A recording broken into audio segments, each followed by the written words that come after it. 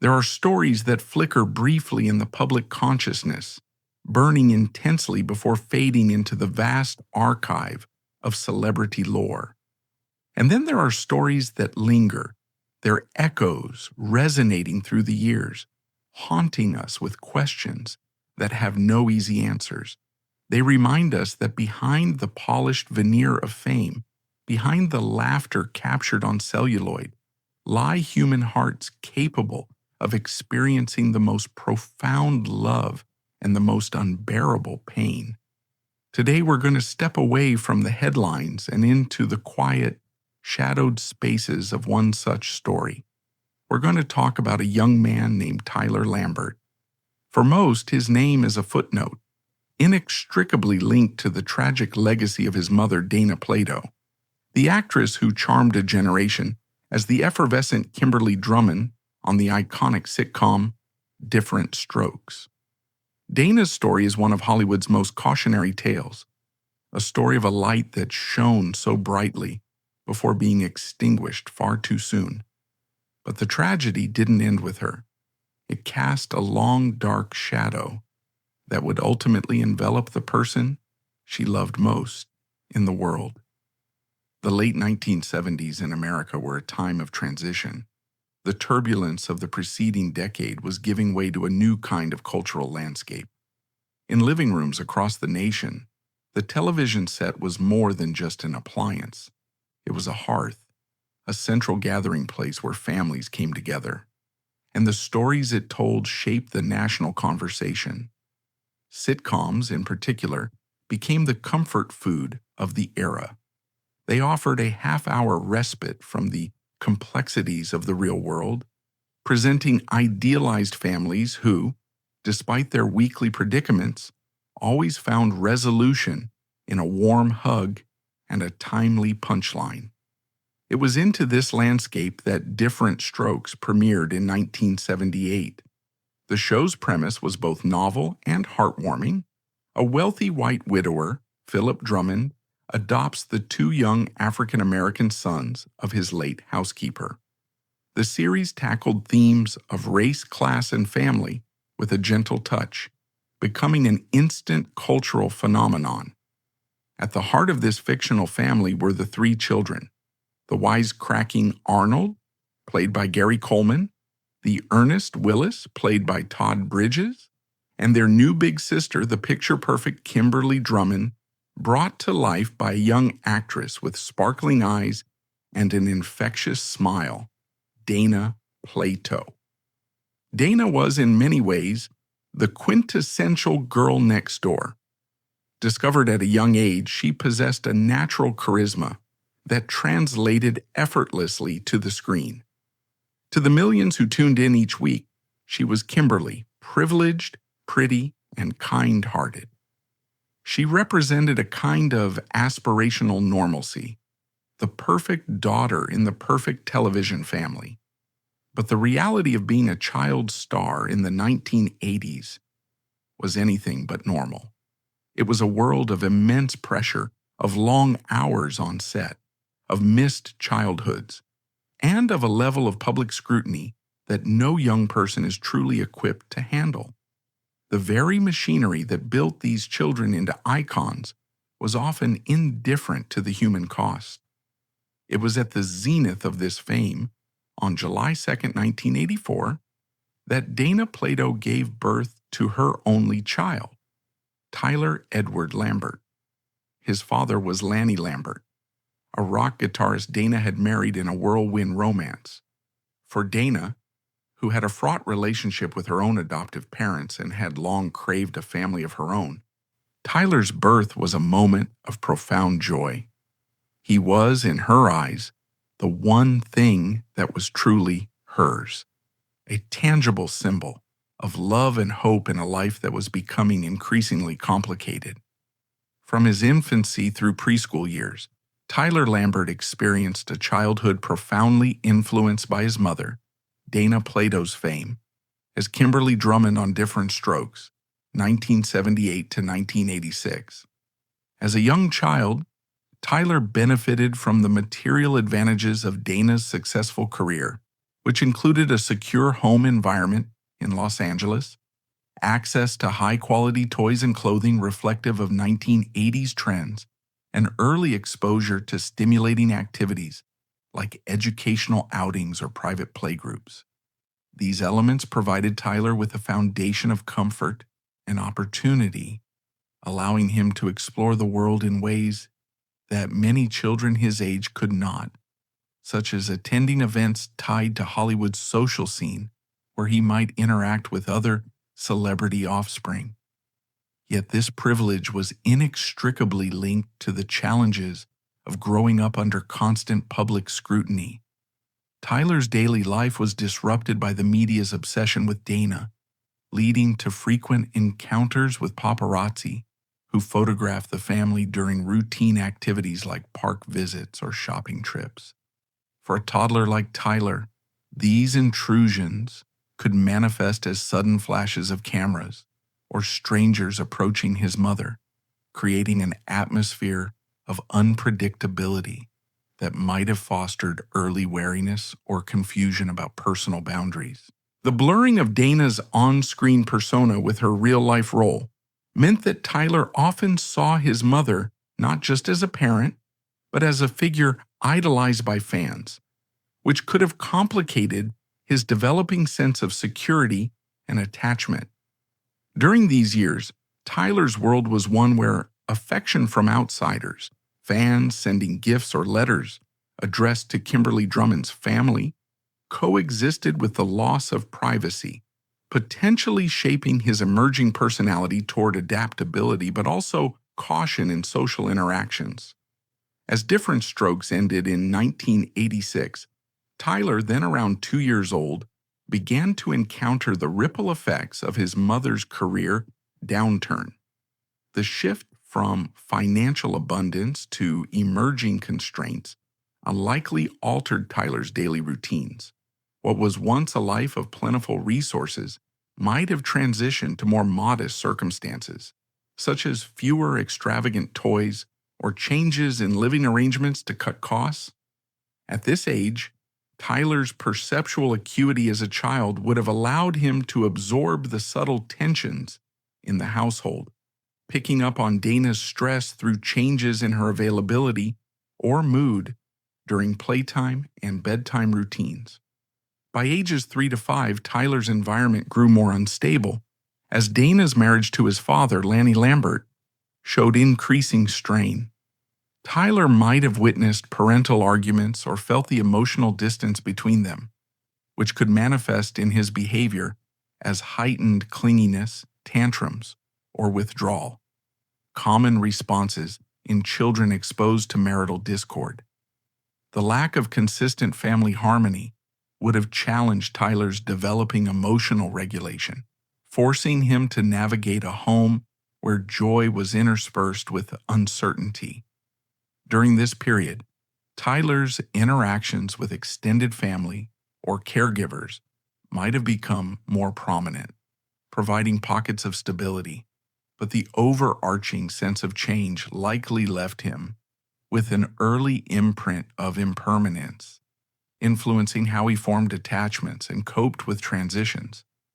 Entering his 5th and 6th years, Tyler faced the intensification of his mother's personal challenges, including her substance abuse issues, which created a volatile home atmosphere. As a young boy, Tyler would have been particularly sensitive to Dana's fluctuating states. Periods of warmth and engagement contrasted with times of distraction or absence, potentially leading to feelings of insecurity or confusion about why his mother seemed different. These dynamics might have affected Tyler's sleep patterns, appetite, or play, as children often internalize parental struggles through physical or behavioral symptoms. The public exposure of Dana's difficulties via tabloids added another layer. Even if Tyler was too young to read them, whispers from adults or playground taunts could have introduced him to external judgments about his family. The 1990 divorce from Lanny Lambert represented a major rupture in Tyler's life, dismantling the only family structure he had known. At 6 years old, Tyler would have grappled with the immediate consequences, the physical separation of his parents, possible moves between homes, and the emotional pain of divided loyalties. This event likely triggered a range of responses in Tyler, from sadness and anger to a desire for reconciliation, as children at this stage often fantasize about parental reunions. The legal proceedings and media coverage amplified the stress, exposing Tyler to court-related disruptions or invasive questions from outsiders, which could have eroded his sense of safety and trust in adults. The custody battle following the divorce culminated in Tyler being placed primarily with his father, Dana Lambert, a decision that fundamentally altered his daily life at age 6 to 7. This shift meant leaving behind the familiarity of his mother's care, her routine, stories, and physical presence for a new environment under Lanny's guardianship. Tyler's adjustment would have involved adapting to different rules, perhaps a new school or neighborhood, and the absence of Dana's direct influence, potentially leading to initial difficulties like separation anxiety, behavioral issues, or academic setbacks as he processed the change. Emotionally, the separation from Dana was profound. Tyler, who had viewed her as his primary caregiver, likely experienced grief akin to bereavement, manifesting in questions about her whereabouts or pleas for more time together during the visitations. The limited contact, governed by court schedules, transformed their relationship into something sporadic and structured, which might have left Tyler feeling a sense of abandonment or incompleteness. Public narratives about the battle, including Dana's expressed heartbreak in interviews, could have reached Tyler indirectly, adding complexity to his understanding of the events and fostering mixed emotions like empathy for his mother alongside resentment toward the circumstances. In the years following the custody change, Tyler's life with his father offered a pathway toward stability, but the echoes of earlier instability persisted. As he entered middle childhood and beyond, Tyler would have continued to navigate the long-term effects of his mother's absence and struggles, possibly through therapy, school support, or personal reflection. Dana's ongoing battles, visible in the media, might have prompted Tyler to seek understanding of her challenges, influencing his self-identity as the son of a troubled star. This period shaped Tyler's resilience, teaching him to cope with loss and public scrutiny, while the bond with Dana, though strained, remained a core part of his emotional landscape. Over time, Tyler's experiences forged a unique perspective on family, fame, and personal growth, highlighting his journey from a child of privilege and pain to an individual defined by his own path. Throughout the 1990s, Dana's attempts to reclaim her career and her life were met with limited success. She posed for Playboy, appeared in softcore films, and took on any role she could to make ends meet. Each of these decisions was met with a fresh wave of public judgment, further cementing her image as a tragic child star. And all the while, Tyler was growing up, navigating the treacherous terrain of adolescence, all under the shadow of his mother's notoriety. Despite the physical distance and the public turmoil, Dana and Tyler maintained a relationship. There were phone calls, visits, and moments of connection that remained private, away from the prying eyes of the media. Those who knew Dana insisted that her love for Tyler was the one constant, unwavering force in her life. He was her anchor, her reason to keep fighting. She reportedly carried his picture with her everywhere, a constant reminder of the love that sustained her. In early May of 1999, Dana seemed to be on the cusp of a potential comeback. She had recently appeared on The Howard Stern Show, an interview that was both raw and deeply unsettling. While she was there to promote her recent projects, the conversation quickly turned to her past struggles. She was candid about her sobriety, her financial woes, and her profound loneliness. She spoke of her love for her son, expressing a desperate hope that they could one day rebuild their relationship. The interview was a public plea for understanding, a baring of her soul to an audience of millions. The day after the interview on May 8, 1999, Dana Plato was visiting her fiancé's family in Moore, Oklahoma. That afternoon, she went to lie down in her motorhome for a nap. She never woke up. Her death was ruled a suicide, an intentional overdose of painkillers and muscle relaxants. She was 34 years old. The news of Dana's death sent a shockwave through the public. It was the tragic, seemingly inevitable conclusion to a story that had been playing out for years. But for one 14-year-old boy, it was not a headline.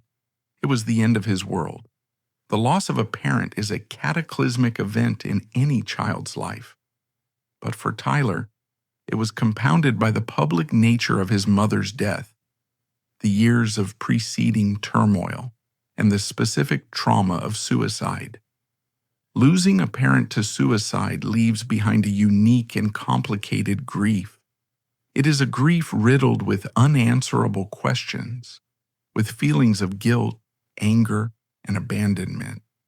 Tyler was now a motherless child, left to navigate the already turbulent waters of adolescence with this profound and heavy burden.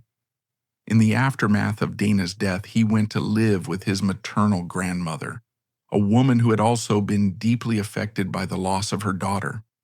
Together, they mourned, trying to piece together a life in the wake of an immense tragedy. For the next decade, Tyler Lambert lived a life of deliberate obscurity. He shunned the spotlight that had so cruelly illuminated his mother's life. He was, by all accounts, a quiet, sensitive young man, grappling with a legacy he had never asked for. He worked various jobs, from a barista to a sound technician, attempting to forge an identity for himself that was separate from that of Dana Plato's son. But the shadow of his mother's life and death was long. Friends and family noted that he struggled with depression, a battle that was undoubtedly intensified by the trauma of his past. The anniversary of his mother's death was reportedly a particularly difficult time for him each year, a painful reminder of his loss. He spoke of his mother often, sometimes with anger, but always with a deep and abiding love. He was proud of her talent, of the joy she had brought to so many, but he was also acutely aware of the pain that had defined so much of her existence. There's a little-known anecdote from this period that offers a heartbreaking glimpse into Tyler's state of mind. A friend recalled a conversation in which Tyler expressed a feeling of being haunted, not by his mother's ghost, but by the circumstances of her life. He felt a profound connection to her pain, a sense of empathy so deep that it was almost as if he carried her sorrows within himself. He was, in a very real sense, the keeper of her memory, and the weight of that responsibility was immense. As he entered his mid-20s, Tyler's own struggles with substance abuse began to surface. It was a tragic echo of his mother's past, a familiar pattern of using substances to numb an unbearable pain. He was a young man wrestling with demons, both inherited and his own. His grandmother, who had raised him, spoke of her concerns, of her desperate attempts to get him the help he needed. But the darkness that had claimed his mother seemed to be closing in on him as well. Then came the final devastating chapter of this family's tragedy. On May 6, 2010, just 2 days before the 11th anniversary of his mother's death, Tyler Lambert took his own life. He died from a self-inflicted gunshot wound. He was 25 years old. The news was met with a stunned disbelief. The symmetry of the two tragedies was almost too perfect, too cruel to comprehend. A mother and her son both lost to suicide, their deaths separated by almost exactly 11 years. The narrative of a Diff'rent Strokes curse was immediately resurrected. a simple sensational explanation for a reality that was far too complex and painful to easily digest. But to label this a curse is to do a profound disservice to the lives of both Dana and Tyler. It reduces their individual struggles to a kind of supernatural fatalism, ignoring the very real, very human factors that led to their deaths. Their story is not one of a curse, it is a devastating illustration of intergenerational trauma, of the ways in which pain, grief, and mental illness can be passed down through a family like a tragic inheritance. Tyler grew up in the shadow of his mother's trauma. He witnessed her struggles, her public humiliation, her deep and abiding sadness. He then experienced the profound trauma of her suicide, a loss that left him with a wound that never fully healed. Research has shown that individuals who lose a parent to suicide are at a significantly higher risk of developing mental health issues and of dying by suicide themselves. The grief is complicated, the sense of abandonment profound, and the genetic predisposition to mental illness cannot be ignored. Tyler's life was a testament to the enduring power of his mother's presence, both in its light and its shadow. He loved her deeply, but he was also inextricably tied to her pain. His death so close to the anniversary of hers was not a coincidence. It was a heartbreaking final act of a shared tragedy, a testament to a bond that was so strong it transcended even death. His grandmother, in her grief, said something that was both simple and profound. He wanted to be with his mother. So what is the legacy of Tyler Lambert? He is not just a tragic footnote in his mother's story. He is a reminder that the victims of suicide are not just the ones who die, but also the ones who are left behind. His life highlights the critical need for support for the children and families of those who take their own lives. It is a call to action for greater mental health awareness, for destigmatizing the conversation around suicide, and for recognizing the long-term, devastating impact it can have on a family. The story of Dana and Tyler is a deeply American tragedy. It is a story about the seductive and destructive nature of fame, about the ways in which our culture builds up and then tears down its idols. But more than that, it is a universal story about love, loss, and the invisible ties that bind a mother and her son. It is a reminder that behind every headline, there is a human heart, and that the echoes of a single tragedy can reverberate for generations. In the end, Tyler Lambert's life was not defined by the Diff'rent Strokes curse. It was defined by his love for his mother and by the profound and lasting impact of her loss. His story is a heartbreaking plea for compassion, for understanding, and for a world in which we are better equipped to help those who are struggling in the darkness. It is a story that deserves to be remembered, not for its sensationalism, but for its profound and tragic humanity. That's a wrap for today's video. If you enjoyed it, smash that like button, drop us a comment below, and don't forget to subscribe so you'll never miss our new content. Thanks for watching.